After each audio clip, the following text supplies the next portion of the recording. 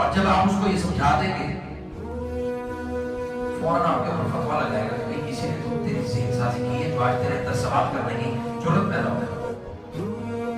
جس دن ہمارے اندر سوال کرنے کی ضرورت پیدا ہوگی یقین کریں کہ معاشرے میں یہ 2 نمبر جتنے بھی خناس ہیں یہ سب کے سب انشاءاللہ ختم ہو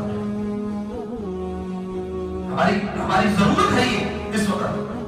اب آپ دیکھیں کہ مختلف یہ چونکہ میڈیا کا دور ہے تو میڈیا میں ایک ڈرامہ جو ہے وہ مشہور کیا جا رہا ہے, اس کا نام ہے پردش. بتانے کا مقصد یہ نہیں ہے کہ بھی آپ جا کے اس کو دیکھیں, اس کے متعلق بتانے کا مقصد صرف یہ ہے کہ معاشرے میں لوگوں کو یہ بتایا جا رہا ہے کہ بھی آپ کو اگر رزق نہیں مل رہا تو بندش ہے, آپ کی بیٹی کا رشتہ نہیں ہو رہا تو بندش ہے, آپ کی زندگی کے معاملات میں رکاوٹیں ہیں تو بندش ہے.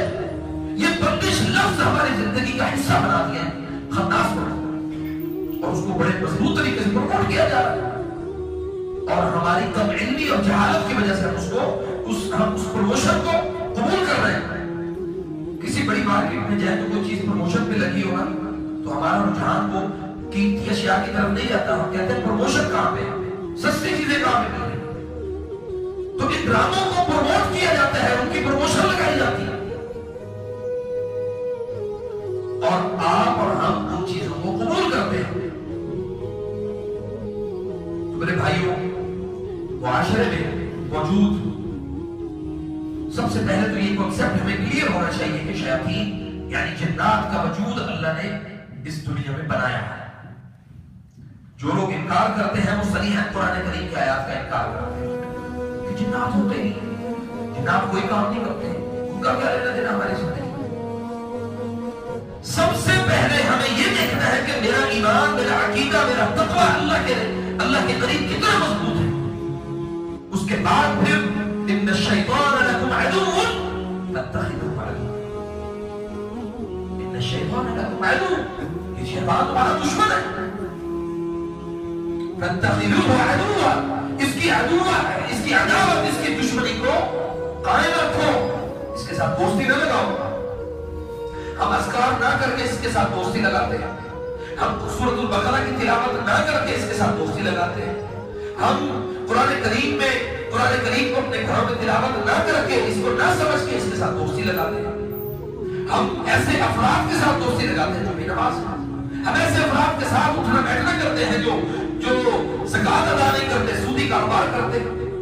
ہمارا نظام ان چیزوں, اور جب ہم ہماری زندگی کے یہ معاملات اس نہج اور اس طریقے پر پہنچتے ہیں تو اس کی بنیاد جو ہے وہ یتخبطہ الشیطان من المس.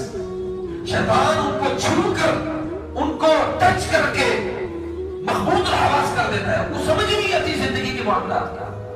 نبی کریم صلی اللہ علیہ وسلم نے فرمایا ان الشیطان یجری من ابن آدم کما یجری الدم. ابن آدم کے جسم میں شیطان کیسے دوڑتا ہے؟ جیسے اس کا خون دوڑتا ہے, سر سے پاؤں تک. اور وسوسہ آپ کا دیوار میں لکھا ہوا نہیں آپ کو نظر آتا, وسوسہ دل میں پیدا ہوتا. ہم ایک آیت پڑھتے ہیں الذی یوسوس فی صدور الناس, وسوسہ پیدا کرنے والا کون ہے ہمارے دل؟ شیطان. تو اس لیے ہماری جو دشمنی ہے, دشمن سے ہمیں چکنا رہنا چاہیے, یا اس کے ساتھ دوستی لگانی چاہیے. نبی کریم صلی اللہ علیہ وسلم نے فرمایا لا تتمنوا لقاء العدو, دشمن سے ملاقات کی تمنا نہ کرو, یہ ہمارا دشمن ہے. ہم کہتے ہیں کسی عامل کے پاس چلے گئے, کسی جن نکالنے والے کے پاس چلے گئے, کسی جادو کا علاج کرنے والے کے پاس. آج تو حالت یہ ہے کہ یوٹیوب اور فیس بک اور واٹس ایپ پر اور یہ سوشل میڈیا کے اوپر ایسے خناس بیٹھے ہوئے اللہ کی قسم کی باقاعدہ طور پہ لوگوں کو جادو سکھا رہے ہیں, باقاعدہ طور پہ. ایک کلپ جو میری نظر سے گزرا, اس نے کہا کہ کسی کو قتل کرنا ہو تو اس کے لیے آپ کو پتہ کیا کرنا چاہیے؟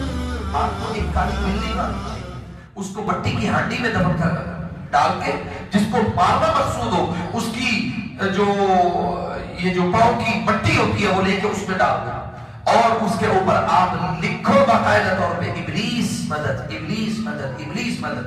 اور وہ یہ جو جادو سکھانے والا ہے وقار حسین مسلمان ہے.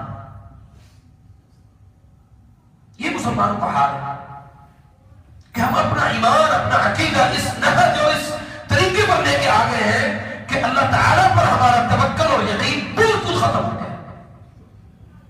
ذرا ٹٹولے اپنے آپ کو صبح سے شام تک دیکھیں کہ میری زندگی کے جو صبح و شام ہے، دوپہر ہے، میری زندگی میں اللہ پر بھروسہ کتنا ہے، اللہ پر یقین کتنا ہے. میں اپنے معاملات کو اللہ کے سپرد کر کے کتنا اللہ پر یقین رکھتا ہوں.